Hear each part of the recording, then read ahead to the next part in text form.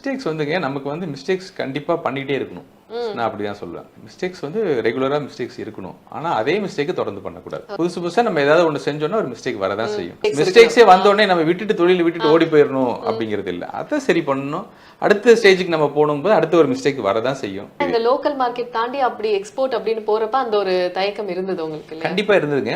நம்ம வந்து அந்தந்த கண்ட்ரிக்கு தேவையான சர்டிபிகேஷன்ஸ், அந்த குவாலிட்டி, அந்த டெஸ்டிங் ரிப்போர்ட் அதுல நம்ம ஸ்ட்ராங்கா இருந்துட்டோம்னா பயப்பட வேண்டியதில்லை. நம்ம ப்ராடக்ட் குவாலிட்டி இருக்கு அப்படிங்கும்போது நம்ம தைரியமா என்ன வேணாலும் செய்யலாம். பிளஸ் அதுக்கான சர்டிபிகேஷன்ஸோட இருக்கும். இன்னொரு விஷயம் சொல்லியிருந்தீங்க, இப்ப வந்து எக்ஸ்போர்ட்டுக்கு அப்புறம் தான் ஒரு பெரிய ஒரு ஹிட் ஆனதுக்கான ஒரு சிச்சுவேஷன் அமைஞ்சது அப்படின்னு சொல்லிட்டு, இருந்தாலுமே இப்ப என்ன பிசினஸ் அப்படின்ற வரைக்கும் லோக்கல் மார்க்கெட்ல வந்து பெருசா லாபம் பார்க்க முடியாதா?